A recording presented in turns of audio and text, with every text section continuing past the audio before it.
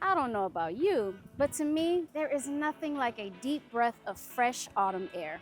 Fall has definitely arrived here in the township, bringing all the color, cool weather, and activities that go with it. In our fall edition, we take a look back at all the ways our community comes together. Whether it's summer camps for our youth, celebrations for our regional artists, or a neighbor safeguarding our beautiful lakes, Bloomfield Township is a community that supports one another. We've got plenty of stories ahead, so stick around for our fall edition of Living in Bloomfield.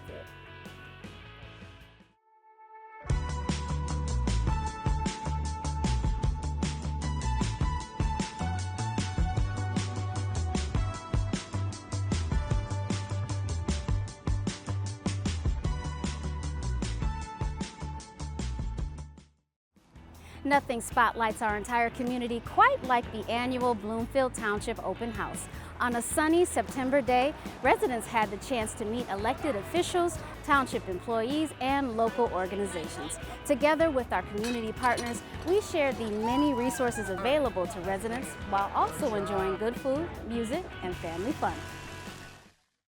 Good morning and welcome to the Bloomfield Township 2025 Open House. This is our annual open house 2025, and every year we're going bigger and bolder. This started as a connection to the fire department because in October they have National Fire Prevention Awareness Week. And then the idea was, well, since we're reporting fire, why don't we also promote police? Why don't we also promote all of the different departments? It's a great community event for our families and friends to come out and meet some of the people that work for the township and see what they do. It's so nice if you come in and you've met somebody at this event in a casual environment and you know, like you met our planning director, or you met some of our trustees, our clerks here, Martin Brook, Michael Shostak, our treasurer, I'm here. It's a great time to come in and say hello and meet not just the elected officials, but the ones that actually make the township operate. Every day our staff is in here working hard, whether it's roads or police or fire or assessing, treasury, working very hard on behalf of the community. And I think this gives the employees an opportunity to meet the residents and get the feedback from them, and also for the residents to meet the people that are working for them every day. Well, one of our biggest draws every year is the passport to Bloomfield Township government. Every department has a stamp, and students go around the different departments, they get a stamp. Once they complete all 10, they bring it back to us and they enter into a raffle and have the opportunity to ride to school with a police officer or have lunch with a firefighter. So at the fire station, we have a lot of things going on. We have Stan the fireman, who's giving safety rides. We have truck photos. We have a bunch of booths that show all of the services that we provide for emergency medical services, firefighting, and our specialty rescues, such as hazardous materials and technical rescue. And we're gonna have a live burn demonstration as well. Fire safety, we reinforce, but it starts with you. We do this for the community because we want to enforce fire safety. Fire safety starts in the home with our residents, our communities, and they've been so supportive of us throughout the years. This is our way to give back to them and show them everything that we can provide for them.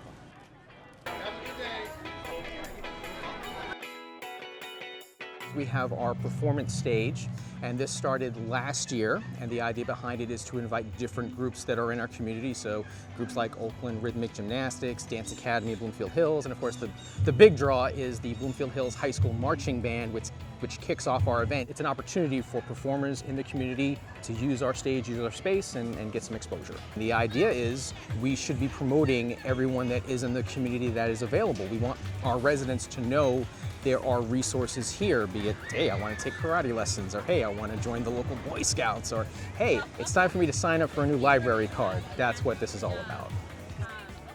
We're here to bring injury prevention, so as well as health promotion. So we have blood pressure screenings to prevent stroke and cardiac issues. We have our balance screenings for fall prevention. We're also talking about safe storage, so we brought our gun locks as well as some resources on how to store your firearm safely. We work with the fire department all year long during injury prevention in different areas, around stop the bleed, around firearm injury prevention, around CPR, and it's a great partnership. October is Infant Safety Month. Things have changed in years past. What our parents did are a lot different than what we're supposed to do. So sharing that information so everybody has the same messages is very important. We are here to promote some information regarding infant safe sleep, and then also our programs that the health department has available to residents of Oakland County. We give away lock boxes, lock bags to lock up weapons, medications, anything you want to keep or need to keep away from children. We are offering vaccines, Hep A, Hep B, Tdap, MMR. I still find services all the time that are out there in the community, and a lot of people just don't know. So when we come to these events, this is how we get the information out. Right here is a dunk tank to dunk the badge. For the Special Olympics, we fundraise for these athletes that they can do all these activities, softball, basketball, you name it, with no cost to them. We are very community oriented. We're here because our community treats us well and we want to give that back to them. There's the driving simulators, there's the drunk goggles, you can get into a vehicle and actually take a little ride around, test it out, run the sirens. You can look through the vehicles here. Most of the time when law enforcement, when we meet somebody, it's usually under some kind of distress. And we want people to know that we are here for good things too, and to interact so they know who we are. This is my favorite event of the year, and I would love the opportunity to do more events like this because we do want the residents to know that even though we don't have a downtown area, we do have this kind of public space where we can gather and try to, again, have fun, bring kids, and promote the different resources that we have here in the township. The Bloomfield Township Open House is an annual event. If you missed out on the fun, keep an eye out for information about next year's open house in the early fall. Of course, school is back in session now, but there were plenty of opportunities to engage with our youth over the summer months right here on the Township campus. In August, 7 high school age students took part in the very first sports broadcasting camp hosted by Bloomfield Community Television. With expert training from veteran sports broadcasters, these students learned everything from operating cameras to creating replays to calling a game in the announcer's booth. They experienced firsthand just how much it takes to bring the game to the screen. We're here for the 6th annual Keith Bernanke Memorial Cup, a matchup between the Warriors of Brother Rice and the Seahome Maple. We feel a real desire for sports broadcast even at the high school level locally. We regularly broadcast sports matchups between Seahome High School and Groves High School. And this is an opportunity to allow students aged 14 to 18 from all 6 communities we serve the opportunity to come learn how we do that. We're in the midst of a 2-week course with 7 students who have been training at the Bloomfield Community Television studio in advance of going for a pre-production meeting on a Monday to scout and set up our production at Seahome High School. And then on Tuesday, we're going to be covering the 6th annual Keith Bernanke Cup at Seahome High School. It's an annual tradition where Seahome High School plays Brother Rice, and these students are going to be key in the production, running the cameras, calling the game, working the technical side inside the truck. The students will be working under the supervision of BCTV staff, so it's professionals guiding beginners to do a real broadcast of a real game that will air on our channel, be on our YouTube station, and all our other video-on-demand platforms. Every kid's getting a chance to sit with Ryan Woolley and learn how to do play-by-play and color commentary, as well as sideline reporting and player and coach interviews. One of my main jobs, and I have a lot of jobs, but one of my main jobs is I'm one of the public address announcers for the Detroit Tigers. I like what we have right now as far as how we're doing it because I'm putting a soccer game on TV and we have it muted. You're doing play-by-play, like you're doing a mock call as if you're there. I'm teaching them how to do an open. I'm teaching them how to bring in their color commentator. I'm teaching them how to pitch it to a sideline and do a sideline report, and then in that report, and send it back to the booth. In this industry, everybody thinks broadcasting's on air, and that's not the case. There's so many roles you can do. So you can be on air, you can be a producer, an editor, you can do camera, you can coil cables. We're getting the kids in the truck with Steve Rhoda, learning how to run a replay machine, technical direct, engineer the cameras, and then everybody's been working with me and Lily to get a feel for how to assemble a camera, all the pieces that come with it, and then how to teach the camera basics of working with the long zoom lens.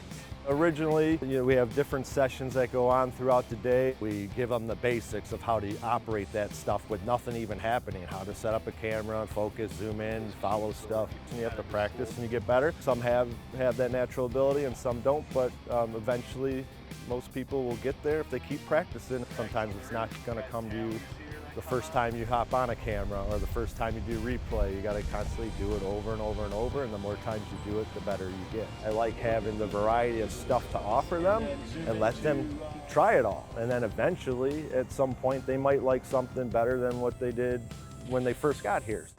I wasn't really sure what to expect working with Gen Z because I don't do that a lot in my professional career, but I have to say, they've all been extremely professional. They take great direction. They're well-mannered.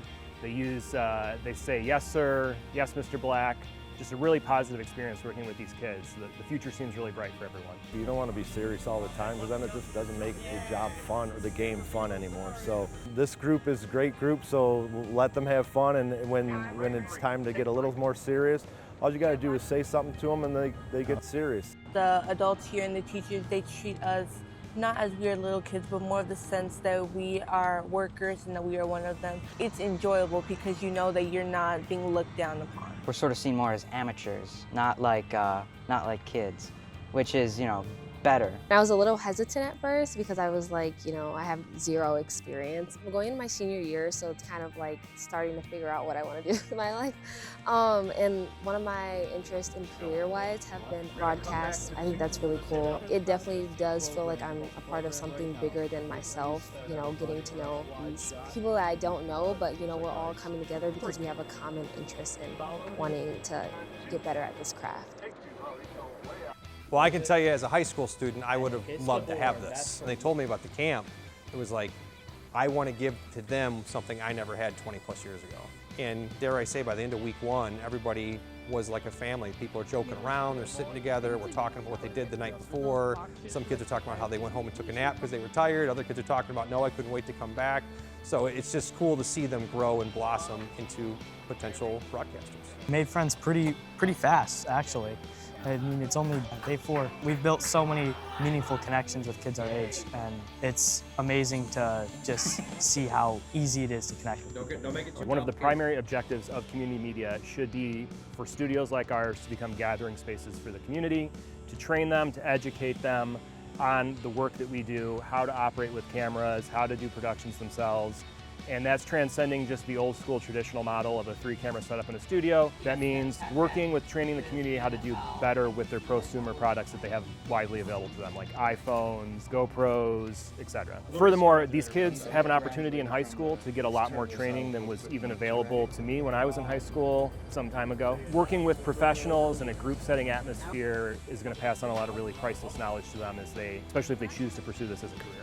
I hope that they continue to do this, even just for people who are, coming up in years ahead. If this is something you're passionate about, or if it's just like a small little hobby, or something you want to just try out, I'd say this is definitely a great start. I think it was an awesome success. By seeing the smiles on the kids' faces, I believe it was an awesome success.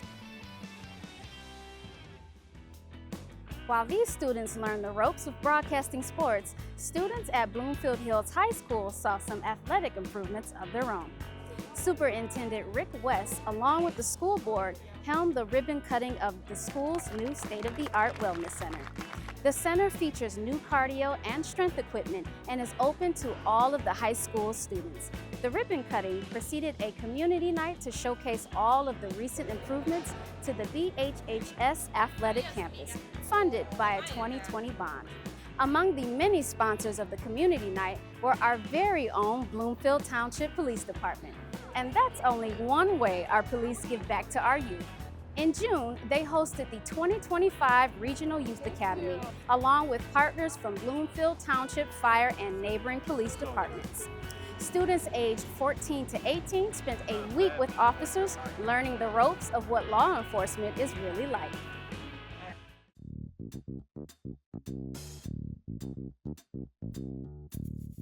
It's a big production. It takes months and months to put it together, a lot of sponsors to put it together. Our goal is just to give the kids an experience. I never knew police officers when I was young, so just having them be around us for a whole week and getting to know us and know that like we're real people, that's the whole point of community policing, right? And just allowing them to get hands-on stuff I think is really cool.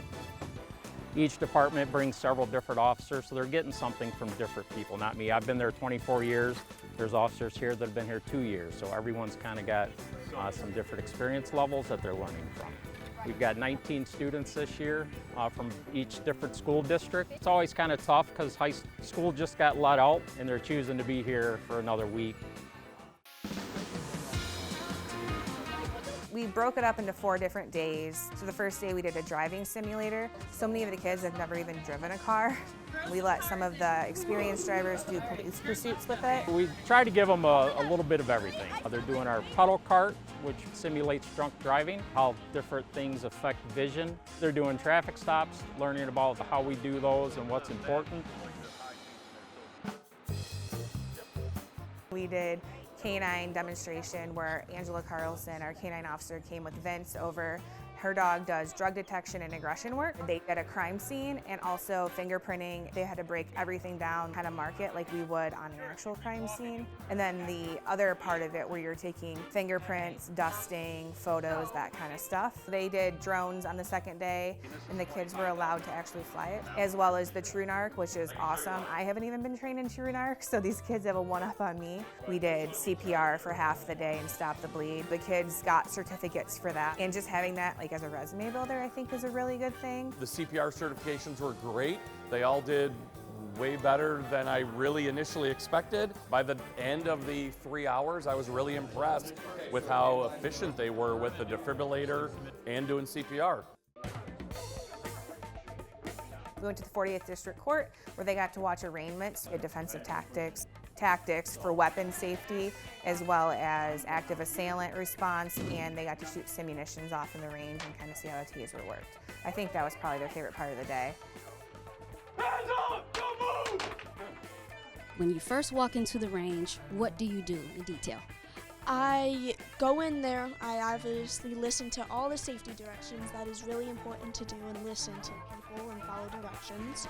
I stand there and I just shoot. I mean, it was a great experience. I love it overall. My favorite part of the training was definitely the canines. The TrueNarc too, where we scan the drugs, see what the drugs are. That was really cool, and I got to fly one of the thermal drones, which was really fun.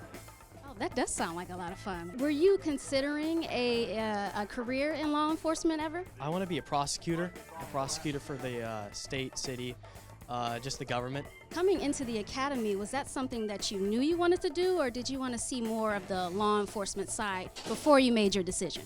I wanted to see the law enforcement side. I really wanted to be a lawyer before this as well. So just seeing the courtroom, we sat in a live arraignment today. This academy has just pushed me to become a prosecutor, really. This is the first year that the fire department has been part of the Regional Youth Academy. From the way things look, it looks like everybody's enjoying themselves. We have one station that's in our bedroom here at the fire station, where it's dark, and the job of that is to do a search and rescue of a mannequin that's in there. Another station we have is just an orientation of the ambulance. They're using our stretchers, they're using our EKG machines. We have another station where they are lifting up a vehicle that somebody is stuck underneath. And then our last station is called the entanglement station. It seems to be the funnest one.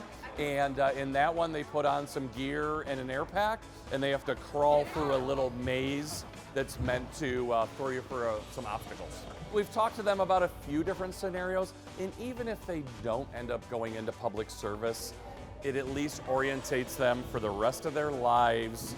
I gotta tell you, the coolest part about this has been seeing a bunch of kids from a bunch of different school districts that don't know each other just really become really close. I've already heard some of the kids talking about making group texts and exchanging their social media and so forth. So that part of it was really cool. This year we had a kid come in and he didn't even want to be there. His mom made him be there.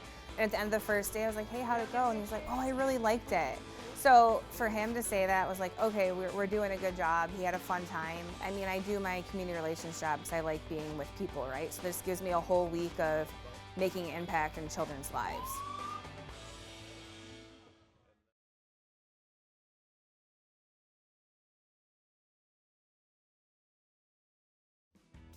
I don't know how those students handled all that firefighter gear in hot summer weather.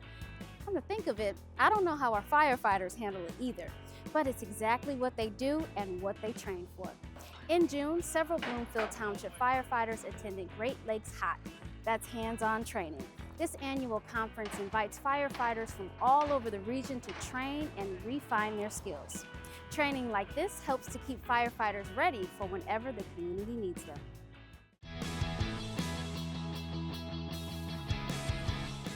We're out at Great Lakes HOT. We've got firefighters from all over the country and instructors from all over the country coming together to practice techniques, best practices around the country, if you will. The HOT stands for hands-on training, and that's the way that most firefighters learn, is by actually doing what we're expected to do when we're on a scene. This training is really important for us because we don't get fires that often in a suburban setting. Most people have smoke detectors, a lot of people have fire alarms. This training is really important because if we're not getting the experience out in the field, we need to get it somewhere, and that usually comes through training. What we have here is we have our fire training tower. This was really made by our firefighters. We brought in our own containers. We had some off-duty firefighters that did the welding and fabricating, and it's a great facility. We use this building all the time. As you can see, it's not the prettiest looking building. That doesn't really matter in a fire training scenario. We beat this building up pretty good, and we get a lot of good training that we just can't do in other places.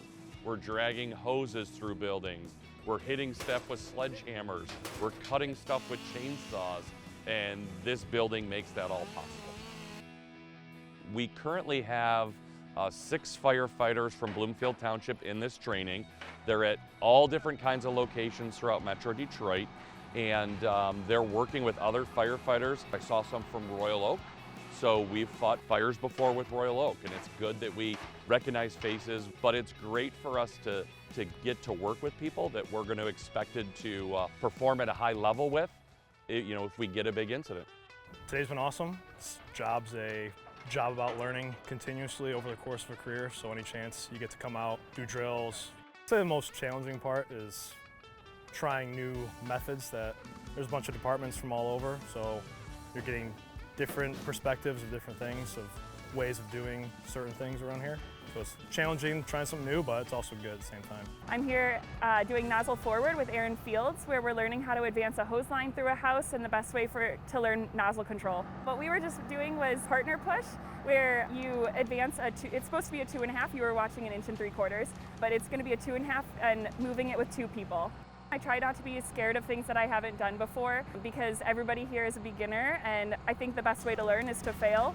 So I'm here pushing myself to my boundaries, and I'm learning a lot, so it's a good time. We're here to serve our community, so obviously, we want to be as efficient as possible, as effective as possible. With what we do, it takes a tremendous amount of training and practice and skill to be able to do that in stress, with heat, with our gear on, heart rate's up, and the stress of the situation. So we have to put in a lot of work, a lot of time, a lot of training to make sure that with our heart rates up and in that response, that our default level of training allows us to absorb that stress, if you will, and be able to perform at the same time.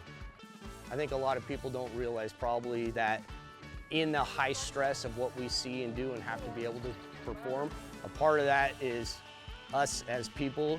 We're like any other family or friend group. We truly have to be able to have that relationship with each other, to be able to laugh at each other, joke with each other, have fun, encourage each other, but then to push each other to be able to perform and hold the standard. I played sports growing up my entire life, team sports, so having that kind of camaraderie and family feel, which I feel it where I work, I love everyone I work with. Really is like a family experience. My advice is to try to keep a passion for the job throughout your entire career. The way you feel day one should be the way that you feel year 7 for me, year 30 when you're retiring. Always push yourself, always stay active, stay into it. Go to trainings if you can, learn a lot. Go to outside trainings because there's so many people out there who have a lot of experience and knowledge. If you're looking to be a fireman, it's the best job in the world, so sign up, it's cool. Anyone else feel warm just watching? I think it's time to cool down now, and I know just the spot. Here at the BBAC, there's always a calm, cool respite when taking in art in the galleries. Over the summer months, the BBAC hosted the annual Michigan Fine Arts Competition. The show spanned multiple galleries and featured artists from around the state and beyond. Featured local artists in fields like ceramics and photography really amplify what an asset the BBAC is to our community. Good evening, everyone. The fun part is starting.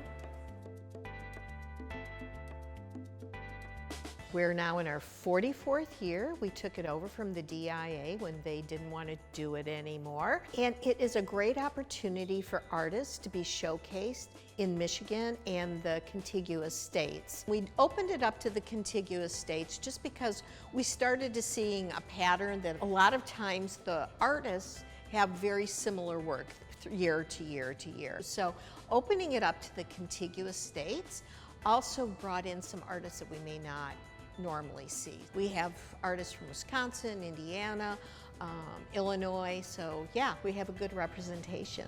The work has to be current, so it had to have been completed in the last year and a half. So a viewer can come here and see work that is really on the cusp of what is happening in the art scene. And the beauty of this show is it's all mediums, so you can kind of get a glimpse of everything that is out there. I am an artist, but I don't get time to practice my art, but walking in through the doors every single day, I'm surrounded by art. That gives me my creative outlet, right? And placing the artwork also does. That's the fun part, right? The huge transition. So we literally take down the last exhibit and patch and paint the walls. Then the artists have 1 week to deliver the work, whether it's being shipped or whether they're bringing it in on site. We always do a survey of the condition of the work because we want to make sure that we maintain the condition of the work. Look at this, crazy. That's a painting. We had a canvas that was separated from the frame. I contacted the artist and she gave me the go-ahead to reassemble, which is what I did. We tried to take note of any scratches or any chips or anything like that. And we take images with our handy-dandy phone, right? And also with intake in person.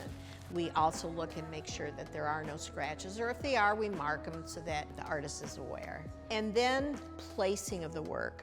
I usually do that on Sunday when the art center is closed, so I can have a free mind and not have any distractions, and work around to place the show, ultimately giving as much white space as possible, because again, it's multimedia, it's not a one-person show, so there's not that continuous imagery. So you want to be able to honor all the artists with their work. So white space is really important, and how the work looks from afar as well. So I'll spend about 4 or 5 hours to place the show, and then Monday morning we start hanging. I think it's really important that you have that creative outlet. I mean, that's kind of our mantra here. Whether you're 3 years old or 95, I think it's really important to explore that. The BBAC is near and dear to my heart, of course. It's so close to home. I've taught classes here, I've taken classes here. It really feels like a part of the community. BBAC is incredible. People don't recognize that being down the street from Cranbrook, you've got some top artists teaching here. That's a real gift to the community. I'm the first person to say our instructors and our students are far above none. But when one of them or 2 of them or several of them get into this show from a blind jury, that's just, you know, cherry on the cake. I mean, that is really the epitome of who we are here. It's a great community in Bloomfield, almost like an art community or a creative community here too, which I see in Royal Oak and Ann Arbor and a lot of different areas throughout Michigan too. But here it's quite special because I feel like there's a little bit of a difference there and you know, how viewers see work and how curators put the shows together, knowing that they give back to the community so much with, you know, their teachings when they do classes. Like my wife, you know, when she took classes here, how much she enjoyed it, and just being able to build that community, you know, and I like that a lot.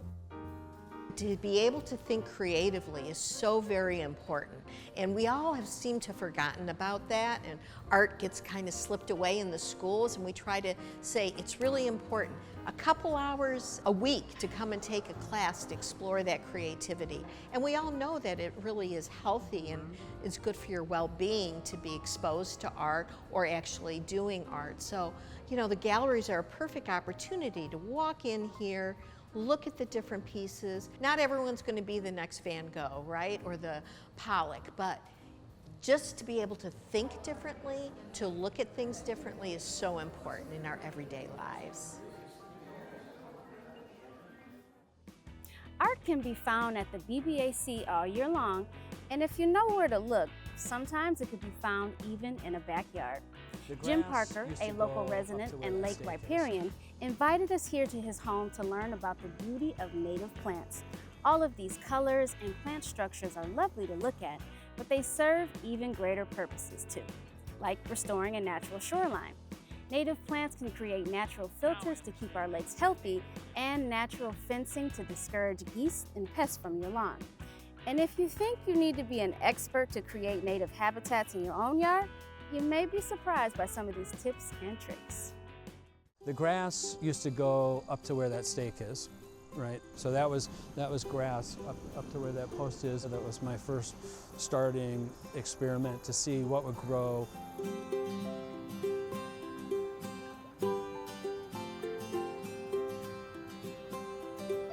Shoreline restoration will involve removing non-natural impervious materials from a shoreline and replacing it with native plants and native materials to recreate more of a natural habitat.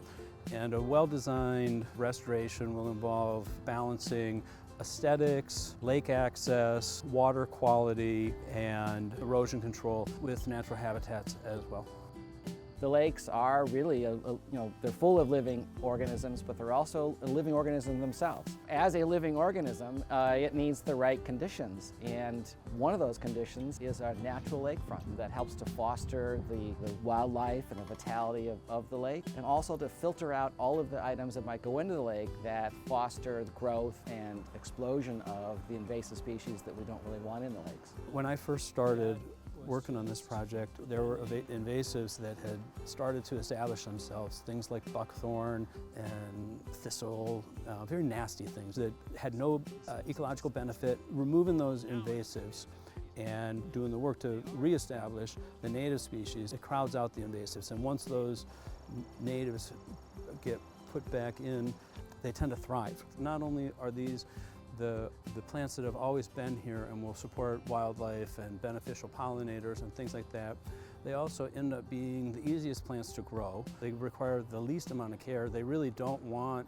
any care at all. They just want to be planted in a good spot and left alone. It's fun because I now have my favorites, and I like the ones with funny names a little bit. This guy here's got a good name. He's a rattlesnake master. Also a Michigan native. It looks like it belongs more like maybe in the Southwest almost, but it's a Michigan native. And those are actually flowers. Each of those little things are little flower heads, and the pollinators just love it. The benefits that come from doing a shoreline restoration, and especially when you have like this upland area and then a buffer zone of native plantings, and then the shoreline itself, and then the lake. First, it keeps the geese from having free access and rain to the yard. The geese, we've made a buffet of lawns for them, and they love it, and when they can walk right up out of the lake and onto your yard, it's perfect for them. But when you put native plants there and it creates that barrier, they're very uncomfortable with that, and they do not like to be there. Everything wants to find its way down into the lake. The water coming almost from Telegraph to here, it's a slope that comes, the grade comes all the way down to the lake. Those root systems filter that water and prevent lawn fertilizers, and it could be pesticides, it could be runoff from streets or anything like that. These buffer zones and native plants help the water quality. I can see the difference right here. You can see the number of fish and things that live there. And then the birds will be there as well. Rabbits, and little squirrels, chipmunks. It's just an incredible variety. I'm trying to find that balance between having it look neat and tidy and presentable, but then also have wildlife habitat and restored areas and areas with these native plants that are so beneficial in so many different ways. I enjoy trying to see how I can have the best of both worlds. I can remember in the late 60s, early 70s, playing in the waters, enjoying the natural beauty of the lake, sailing, fishing. And so, I have this sort of long-term interest in the lakes here. It's our responsibility as members of this community and residents of the state of Michigan. We're blessed with such an amazing resource of natural beauty, and we want to protect it. We're all really just stewards here for a relatively short amount of time in the whole grand scheme of things. This lake is a little gem, and we should be good stewards to it. I wanted to step into the lake board position and hopefully be a good steward for the lake myself. A lake board is a governmental body. It's created by the residents around the lake to preserve the lake in its natural setting. In other words, to maintain the vitality of the lake by controlling invasive species and water quality. The lake boards consist of not just myself as treasurer and secretary, but most importantly, a lake riparian plays the leading role on the lake board in coordinating with the residents, decides what type of treatments that they want to engage in, what type of invasive species to try to work against, and overall, how do they want their lake to look as the residents on the lake. The lake boards are part of the community, and they build community, not just the residents around this lake, but the residents around all of the lakes, learn from each other. They're meeting new people who all have the same interest in the health of their lake, and it's a great way that Bloomfield grows together, develops a stronger sense of community. Being involved with the lake board has increased the sense of community among the people who live on Gilbert Lake here, but also with the other lake boards in the area. The lake board gives us a forum and a way to communicate with each other. It's really great to be standing out here today on this beautiful day in front of this beautiful lake with a resident who's so committed to maintaining the lakes in a natural way. And it's important because the lakes within Bloomfield Township are an important feature for all of the residents of the township. One thing that makes Bloomfield Township unique is the beauty of our natural resources here in Bloomfield Township. If someone has an interest in doing a lakeshore restoration or any type of habitat restoration on their property, my first piece of advice is to just do it. It is so much fun, and don't be intimidated by it. The main thing is to just pick a few plants, and put them in the ground and let them start growing. So native plants are easier to grow and better for our shorelines? It just goes to show that sometimes the oldest solutions really are the best solutions. That's all the stories we have in this edition. If you have an idea for a story, reach out to us and let us know. Until next time, this has been Living in Bloomfield.